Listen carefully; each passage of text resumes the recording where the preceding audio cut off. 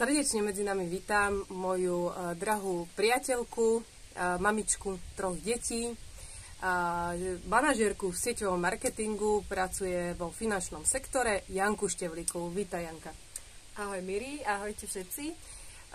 Tak som moc vďačná, že si sa dneska rozhodla sa s nami podeliť o vašu skúsenosť, prečo naše deti jedia a majú radi zelené potraviny. Takže môj príbeh so zeleným začínal tým, že mi volala jedna známa, či poznám zelené potraviny. Moja otázka bola, že či to je potravina, alebo to je doplnok stravy nejaký. Ona povedala, že potravina. Tak proste som pokračovala ďalej, dohodli sme si stretnutie a nevedela som, čo to bude. Hej. Takže bola to Maja a Maja mi porozprávala o zelenom nejaké veci. Toto ma oslovilo kvôli tomu, že môj syn mal od 3 mesiacov exém. On proste trpel. To dieťa trpelo od 3 mesiacov, on nevedel spávať, strašne sa škrábal, mal exém po celom tele. A to je vlastne už 8 rokov, hej? Nie, približne. To je už dozadu, on má teraz 14, takže to vlastne od 3 mesiacov mal exémy. Hej, ale čo ste začali jesť zelené potraviny, je 8 rokov. Áno. Začali sme. My vlastne sme to veľmi nechceli riešiť cez lekárov, ale nedalo sa to proste, lebo ja som videla, že on trpí. Takže začali sme chodiť na alergológiu, keď mal asi 4 roky. A zistila som, že vlastne dostal lieky. Po pol roku sme išli na kontrolu, dostal ďalšie lieky. Ono vlastne iba dostával lieky. Iba dostával lieky, ktoré mali utlmiť nejaké príznaky, napríklad exém, kašel, ja neviem, niečo, proste čokoľvek sa mu vyskytlo, sople, tak všetko vlastne sa riešilo tými liekmi a po pol roku ďalší a ďalší a ďalší.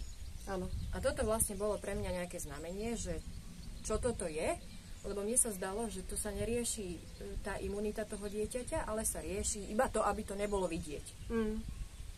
Áno, čiže rieši sa dôsledok, nerieši sa príčina, prečo to vzniklo. Hej. Tak.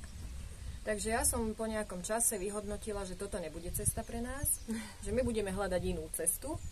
Takže bolo to tak, že mal 5 rokov a vlastne hľadali sme nejakú alternatívu, čo by mohlo mu pomôcť, lebo mal aj ťažkosti s dýchaním a tak vyzeralo to teda na astmu, hovorili nám, že to bude určite astma. Takže hľadali sme tie iné možnosti a povedali nám, že plávanie je dobré aj na zvýšenie kapacity plúc. Takže vlastne od 5 rokov začal plávať, čo naozaj sme videli, že to už malo výsledok. Áno. To bolo jedna z vecí, ktoré pomohli. Ďalšia z vecí teda bolo to, že som počula o zelenom a chcela som riešiť teda imunitu toho chlapca. Takže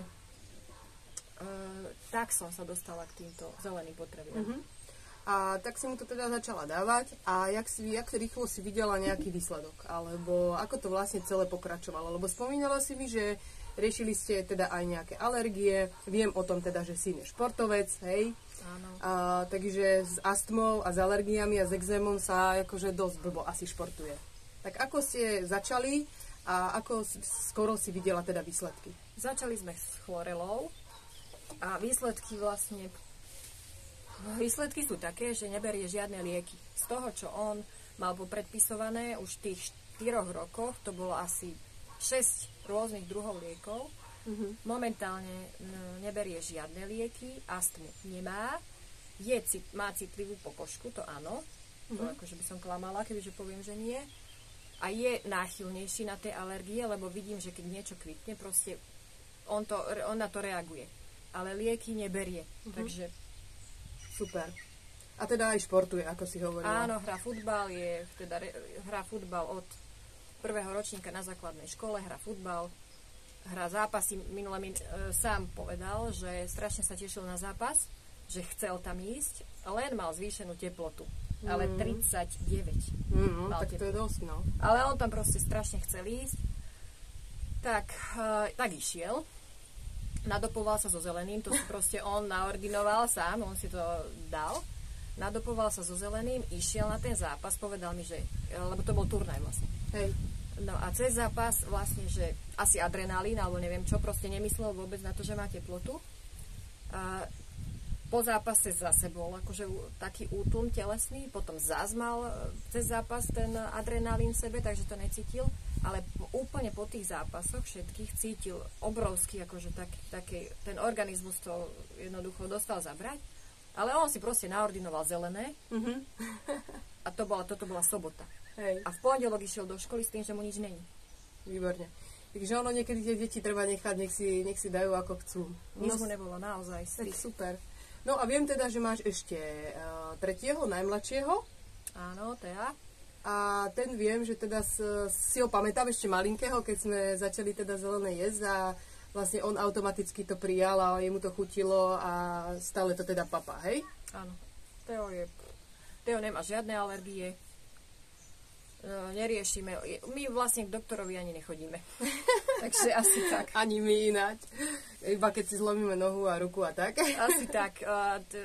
Moje deti vlastne v tých kartách nemajú nič, len David má, lebo keď bol malý, tak chodil, ako sledovali ho.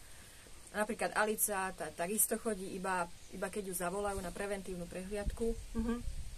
Ona napríklad zistila, ona má už tesne pred 17 rokom, takže ona sama zistila, že jačmenie robí dobre na akné, takže ona sa zase si našla to svoje pre seba. Hej. Takže každý týždeň máva takú masku z jačmeňa. Hej. Je to puberťačka, takže puberťakom sa ťažko niečo dáva do hlavy. Keď si to dajú sami, tak potom je to iné, to funguje. Super, takže ak by sme to zhodnotili, tak vlastne najviac výsledkov vidíš samozrejme u Davida, pretože ten mal problémy, ale však chvála Bohu. Dnes je zdravý, teda tiež adolescent, by som to tak nazvala. Teuško si to teda dávkoval sám. Koľko má rokov?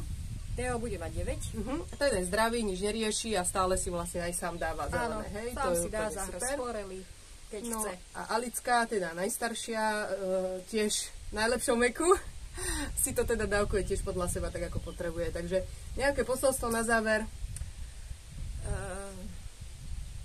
Posolstvo na záver. Možno deti, tie mladšie deti vedia, že to je dobré a same od seba proste idú potom. Hej? Asi to cítia, si myslím. Tie staršie deti, oni potrebujú, oni nemôžu ísť podľa mňa tým, že do nich budem tlačiť. Oni musia vidieť a urobiť to vlastnou cestou, si myslím. Nájsť si svoju cestu. Takže rozlíšiť to, že aké to je to dieťa, netlačiť im, len im ukázať. Vlastne však oni vidia na mne, lebo ja fungujem na zelenom už 7 rokov, alebo možno aj 8. Každý deň, oni to vidia na mne. To je asi také najväčšie. Takže nebojte sa dať svojim deťom, či majú 17, či majú 9, či majú 3. Tak zelené potraviny sú vždy nejakým záchranným kolesom v mori neduhov. Určite. Tak sa majte krásne. Veľa zdravia. Na zdravíčko.